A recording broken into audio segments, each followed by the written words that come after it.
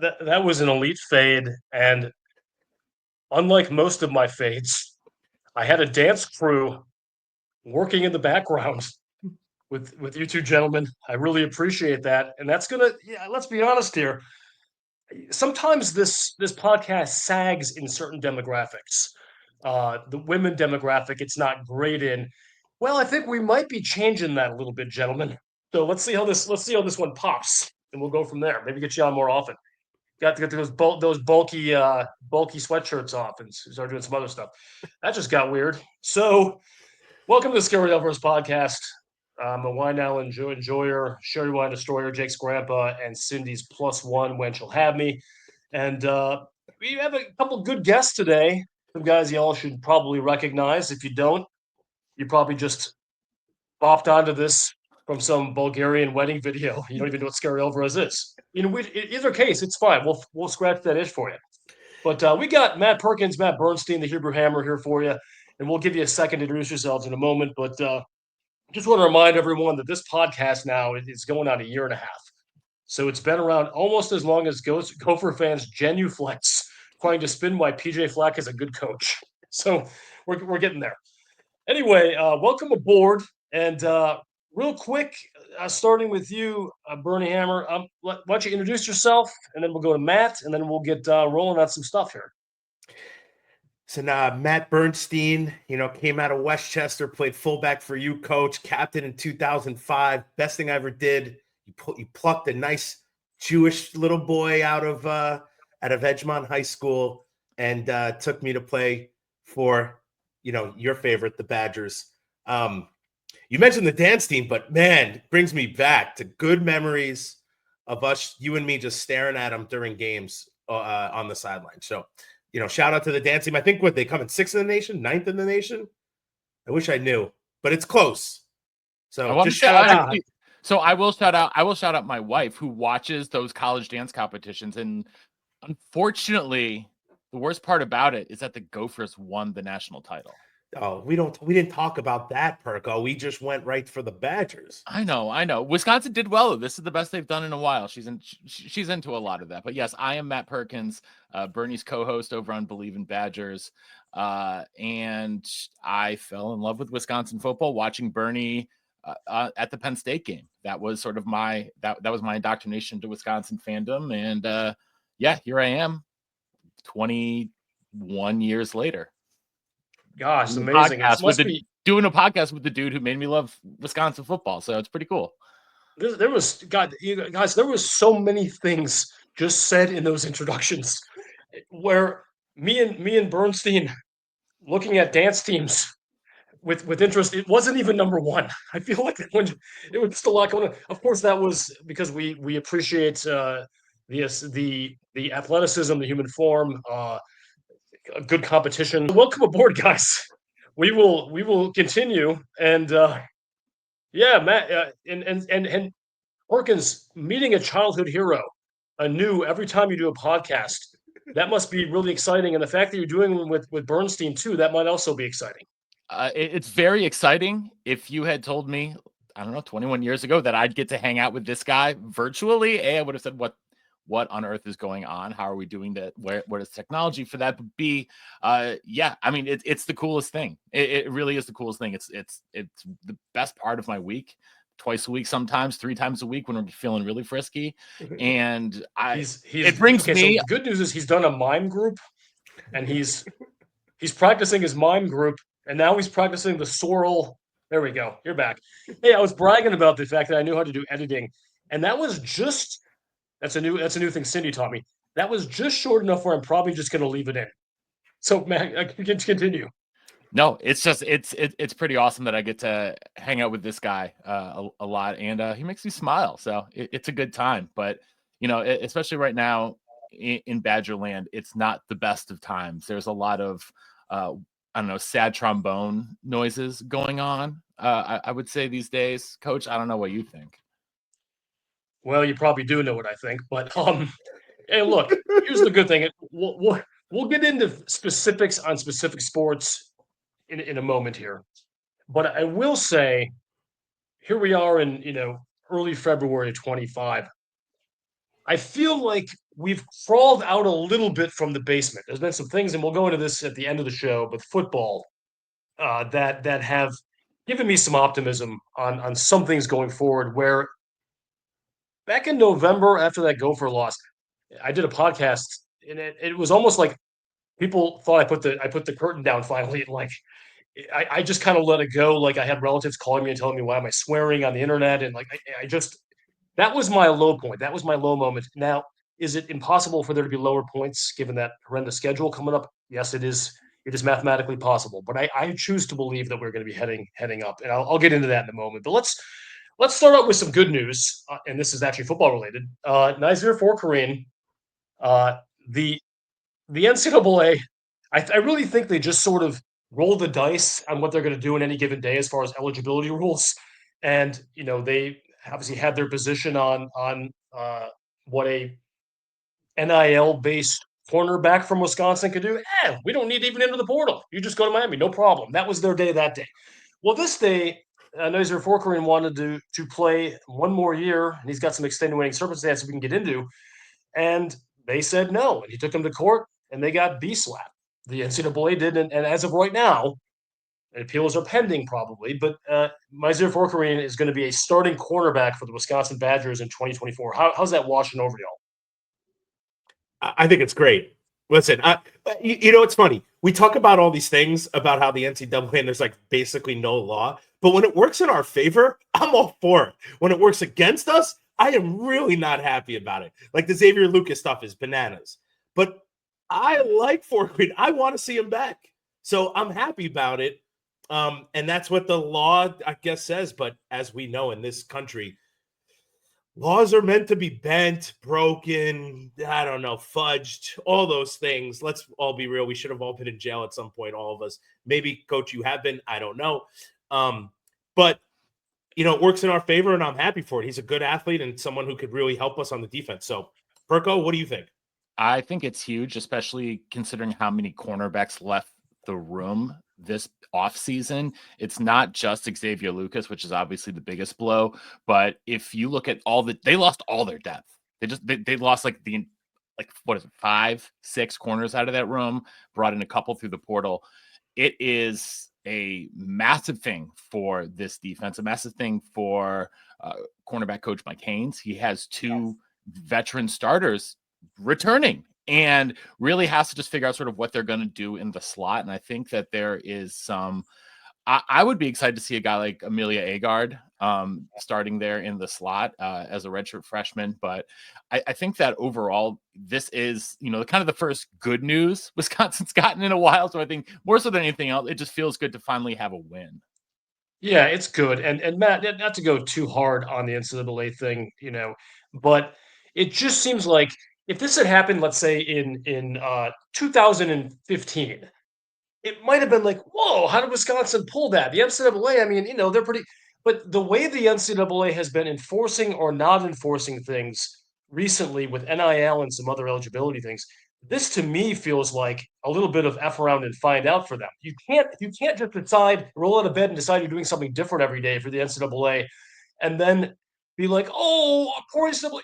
There are, like I said in my podcast, their grandfather's playing for the NCAA and playing for college football right now. But guys like Cam Rising, we're gonna sweat for Korean, who's played 4 seasons and had some unfortunate circumstances within those seasons, which limited his thing. It was family issues, and in 2020, his first year, which was his 5th year, was totally COVIDed out.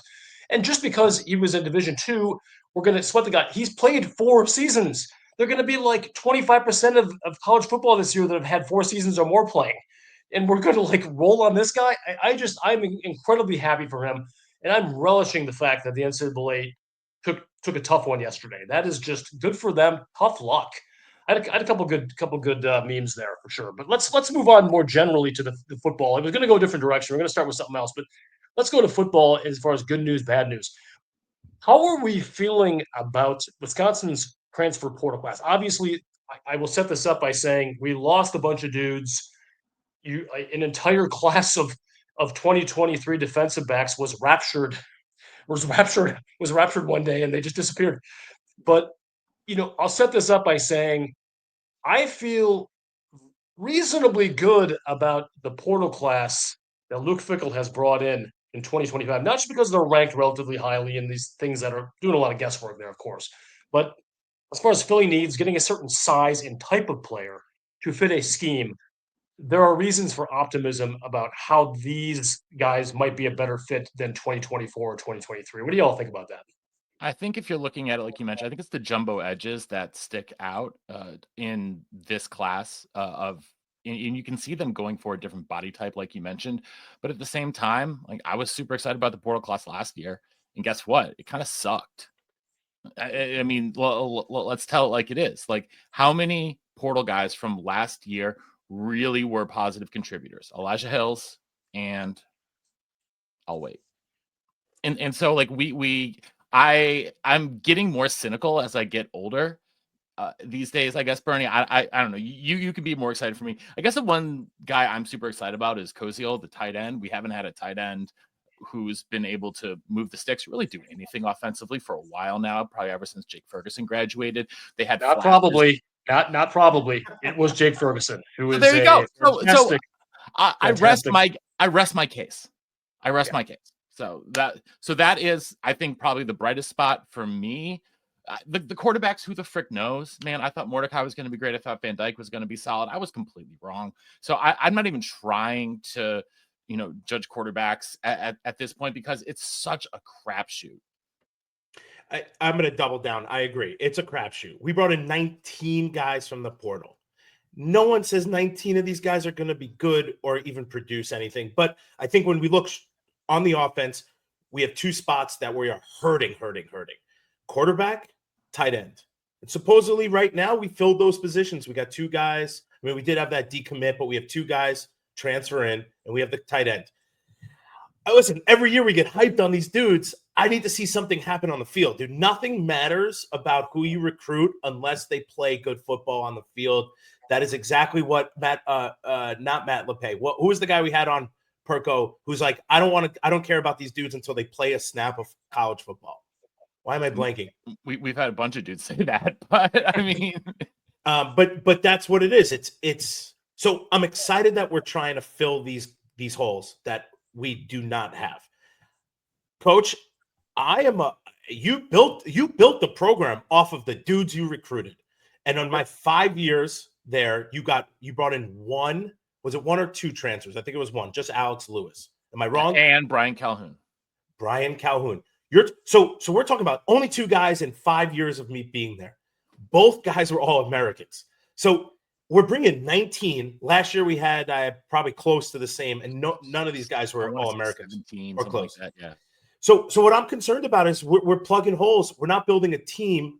No, we're not building a program, which you did. We're building teams each year just to get through, let's say, a hard schedule. Coach, we're going to get killed this year in the schedule. And we should just suck that up and say we're going to win with our guys, and our guys are going to get all the reps they can get, and we're going to be the dudes who we recruited are going to be the guys we are developing, and we're going to play them. And if we lose by 10 or by 30, it's going to happen. And then these guys the year after are going to show up and be like, we're not going to be those guys anymore. You ask Don Davey, you ask any of those dudes who played in your first years, they didn't want to get their ass kicked after that first year or that second year. You went to the Rose Bowl after 3 years. Like, guys, figure it out. You brought in Tarek. Like, these dudes will become culture guys if you let them become that. That was a rant. I'm getting a little fired up. My Celsius is kicking in. But all I'm saying is we got to win with the dudes you recruit. And so I'm jacked up. Listen, I'm excited we brought in guys. But, again, Clint said it very prominent. These guys, it could be D2, D1, AA. They just need to play a lot of snaps, and that's what people are looking for. We're not paying millions of dollars to get dudes like the top tier. So we're getting guys who can fill holes. I think we should recruit for that, and we should just suck it up and lose a couple years and then be back on top when you build the culture. I think that's all well said, and I agree with threads of that. I especially the building the culture from within thing is such a great ideal, but here's my sort of little bit of pushback. It works better in different eras. So I understand some of it is kind of a self-fulfilling prophecy when you show, you recruit your guys, but you still play transfers over them, you may be sending a message because you want to win now. And I get all that. But if you asked, and I can't say I'm not inside Fickle's head, but I think if you could get inside Fickle's head, he would love to build this program with his own recruits. I think that's exactly what he wants to. And he he's literally only told us so when we interviewed him Yeah. at Squad Fest. Those were his exact words. I want Yeah. to build through recruiting. And I think he Yeah. said that since the day he was introduced by Chris McIntosh at the press conference. But Yeah. that hasn't happened. That well, has not happened. So he would say, he's not here, but I think this is what he would say. He would say, I'd love to do that, but I got a bunch of guys entering the portal on my end, so I got to fill those on the other end. And so it's, and quarterback is one, and I want to be clear here. This isn't like some just like full-throated defense of everything Fickle's doing. I've been critical of Luke Fickle in many, many things I've done in my podcasts, and some of his other coaches. I'm incredibly critical of an ex-offensive coordinator who's mercifully now gone. But I think the excuses that we hear on Luke Fickle's behalf, every single year that passes, those get thinner and thinner and thinner. So this year's excuses aren't going to work as well as they did maybe last year or the year before. It's going to have to be results on the field. You said it, Bernie. I mean, so I just feel for him in the sense that having to have that possibly make it or break it year be against this schedule, it's going to be tricky. I mean, we'll see how it goes. But Coach, my make it or break it is not wins and losses. That's what I'm saying. It's seeing guys play well, be excited to wear the motion W, all the things you would talk about. It's not, to me, next year is not about winning 10 games. I think it's going to be really hard for us to do that. What I'm saying is, Matt Perkins, you're muted. What I'm saying is, I want to see guys have evolved and been playing better football and are excited and go out and have a good time. It's not about the wins and losses to me. I want to see someone actually put the jersey back over Darren Dupree's shoulder pads when he is on the field. That is the thing that you noticed, Bernie, that still stuck out to me the most, when he went 3 plays out there with his shoulder pads hanging out. If I see that like in even one play in the spring practice or in the spring game with that's going to tell me something. Yeah, that is a really. Hey, I remember the podcast when you guys noted that. I think it was after the Minnesota game. It was one of the late season games. Yeah, and I mean that is a very well made point. I mean, it's again, that's a canary in the coal mine to some extent. I don't know how far it goes, but you're correct. There is no one in the entire tenure of Barry Alvarez coaching. I mean, coaching, Bielema, Christ, frankly. I mean, where that would have happened, and that is, I guess, the unfortunate flip side of having so much mobility on the depth charts. Guys coming in and they're coming, and I don't know how that remedies, because if it's just recruiting, strictly recruiting, and you stick with the guys, and let's say a guy has a good season for Wisconsin and Ohio State goes, then he's gone. So if you knew you were going to keep these guys that you're playing, that you're raising, and you're going to keep all or most of them, and the portal doesn't exist, as far, you can be in this wonderful valley where nothing ever happens. It's much easier to build a team that way. So I totally understand where you guys are coming from, and there's culture things that need to be built. It's obvious whatever system you're using, that has to improve. That is a very well-made point. And that's a very well-made point too. I would agree with you, Coach. It's a very well-made point. I think you can't think of those things, right? You can't coach Dupree and say maybe he'll get plucked by Ohio State. I think you just got to coach. You got to go out there and be like, I'm going to play with my guys, and hopefully we build a place, a culture, an identity where guys don't want to leave. Maybe there's some way we can find the money. Maybe the Ohio States of the world won't take them because we're competing. So I think, listen, I'm a Fickle fan. I'm not harping on him doing a bad job. I think he's stuck in a very tight, hard position where you literally are in the NIL transfer portal. You're new, and you were stuck with the guys who didn't recruit that well to begin with. And now you're trying to just figure it out. You just fired your OC who took guys with him, even if they were good or bad. They took them with you. So now you have a new guy. You're almost starting square one on the offensive side. I mean, there's just so much turmoil. That's what makes me the most nervous about Wisconsin football, is everything seems to be up in the air. Yeah, I think that's fair. I mean, they say it's a prove it year. They also say at the same time it's a 4-year process. So it wouldn't be shocking to see a 4 or 5 win season. Honestly, it could. That's how bad the schedule is with a much improved product, if that makes sense. So, last year was 5-7, and it felt like a crappy 5-7. I mean, you had a couple of good wins. The Purdue game was nice, but like there just wasn't a lot of great playing. And yes, the Oregon game, by some miracle, that game was close, and it would have been nice to pull that out. But like, how did you do against your rivals? That is, and Bernie, I know you have to feel this way. The measuring stick of this program right now, it's not to say we shouldn't be better than all of them, but the measuring stick is, for better or worse, Iowa, Nebraska, Minnesota. That's the Big Ten West measuring stick to getting back to that respectability. I'm talking about in the short term. I'm not saying those are the goals we want to have for the ceiling of the program, but I'm saying that's a good measuring stick to say where we are right now. We're 4th out of 4 of those teams last year, and we got blown out by all 3 of them. That is about as unacceptable as anything that I've witnessed, and that's including the 1990 football team. Because that way, at least, you got your 240-pound defensive lineman and stuff. You knew what you were playing with, and you're doing your best, and you're going to take some lumps. But last year was just such a it hurt. It hurt a lot, and I can only imagine as a former player, and as someone who really looked up to that former player, Perkins, how that must have been for you guys watching that, because it was hell on wheels. It was horrendous, and I just getting back to my initial premise. I have some degree of optimism that this coming fall, despite that difficult schedule, despite going to Oregon, despite going to Tuscaloosa, despite having Ohio State, despite going to Michigan, it's going to feel better. That's what I think. Maybe that's getting to what you're saying, Bernie. It has to be, whether it's 4 wins, 6 wins, 8 wins. You know it when you see it.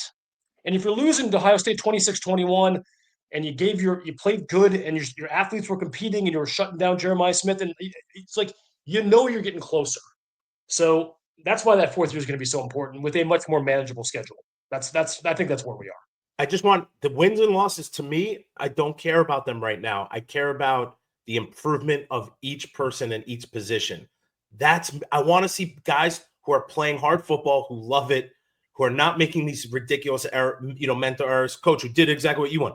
Tough dudes. I want to see physicality. I want to see people get pissed when they're not doing well. But I also want to see them play hard football. And that is really it. If we don't win a game, but the improvement, the sight test, like you're saying, gets me excited, that's all that I want to see. I'd rather win more football games, but the sight test to me is huge for next year. And I think that will go a long way for Fickell and his tenure. That is the one thing that gives me hope about Grimes, is that the offensive style that he brings is more physical by nature. And so I think when you have that mentality on the offensive side of the ball, that helps bring it for the whole team, because, for better or for worse, the system that Longo had there was not a physical system. Let's face it. And I think that sort of rubbed off on the entire tenor of the team. So we'll see. That is what makes me the most optimistic, I guess, is hopefully going back to seeing more physical football. And like you said, Bernie, maybe a little bit of fullback coming back. Maybe a little bit of fullback. That's the sound of 10,000 old school Wisconsin fans nutting.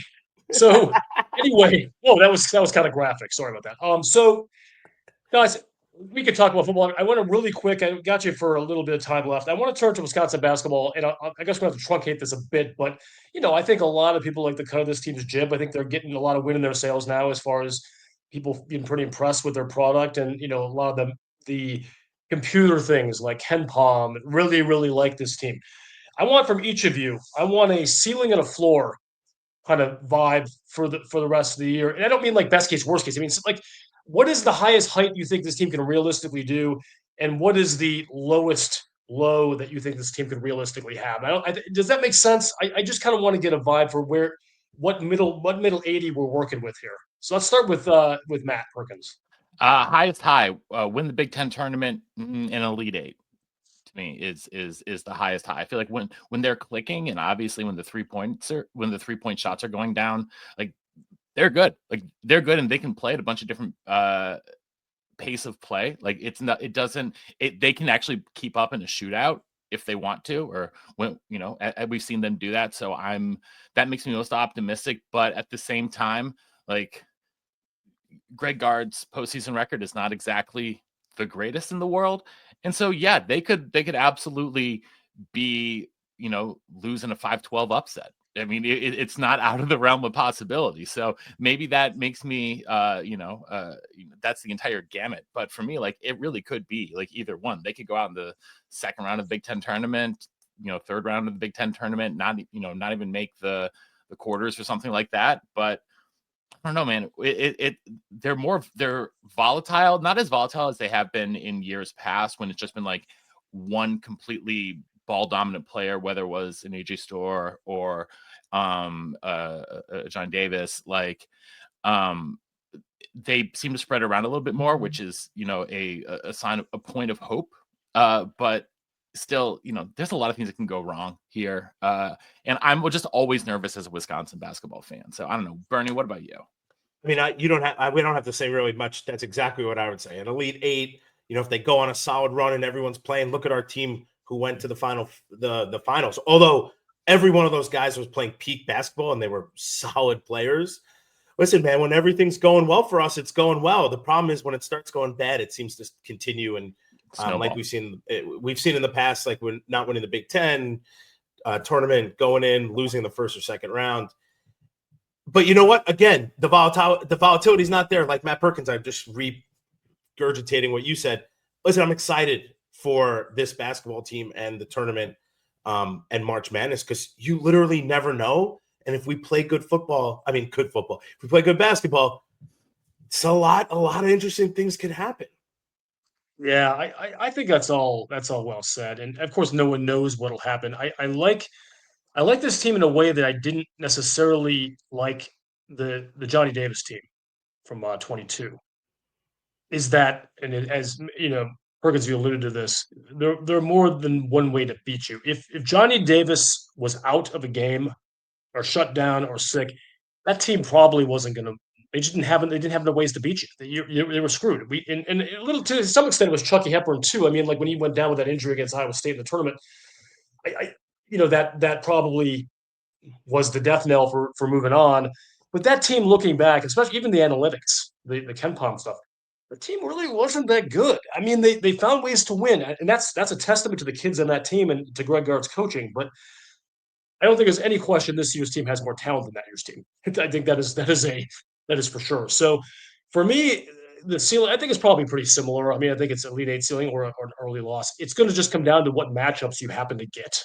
I don't even think it's like how they play it a certain day. I think it's if they get a team with an athletic big or two, that is a horrible draw. Or really really quick guards. We know that's going to be a problem too. Athletic guards.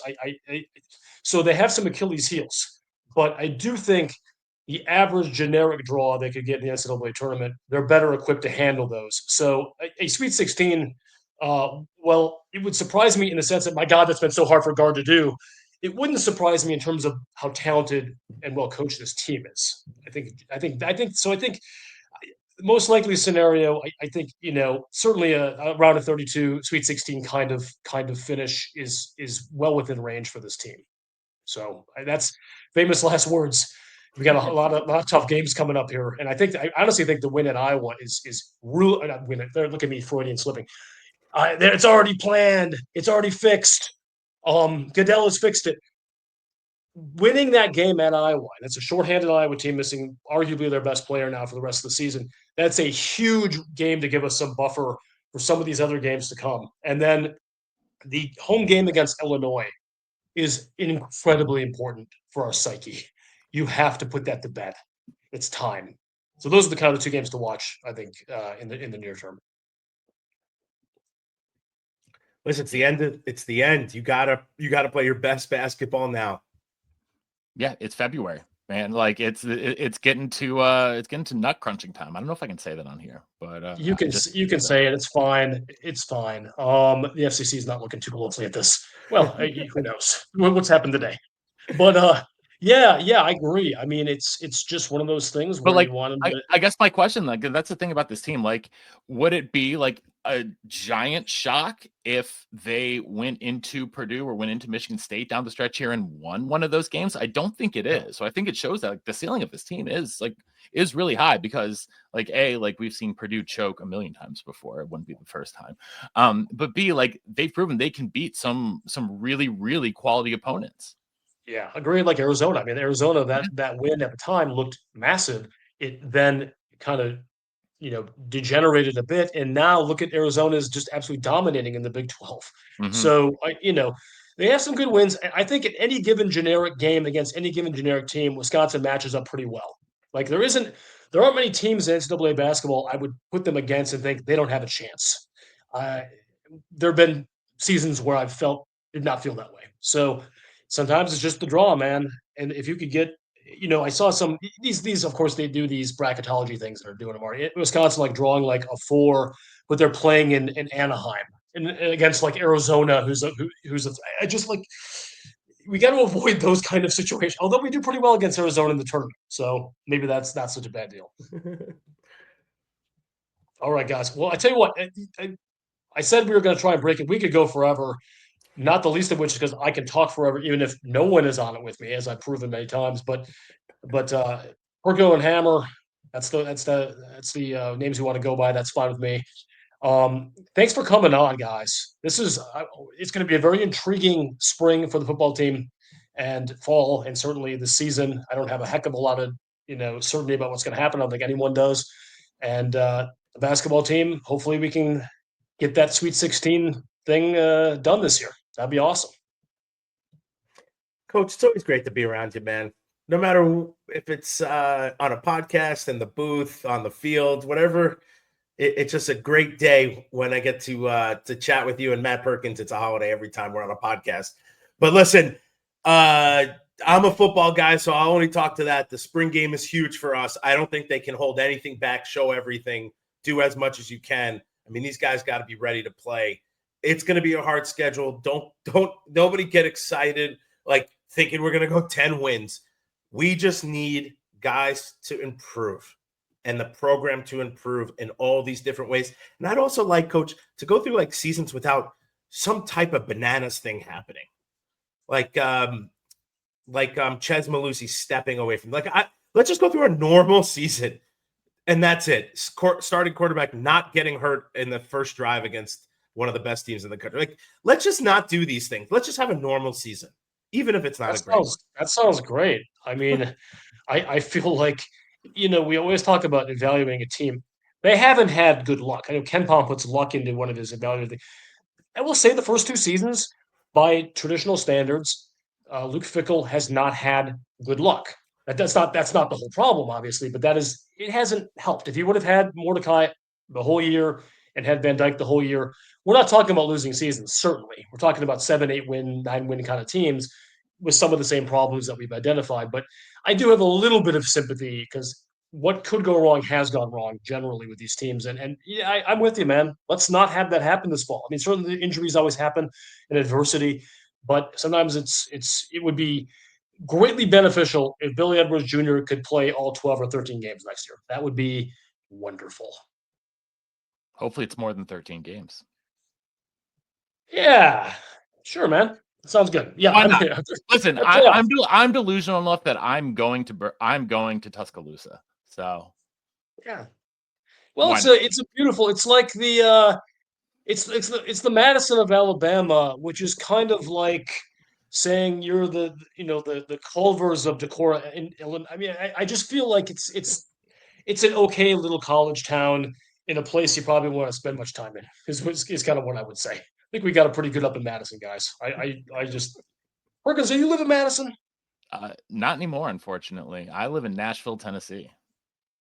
Oh, Nashville. Okay, so it's like the Austin of Tennessee. Sure.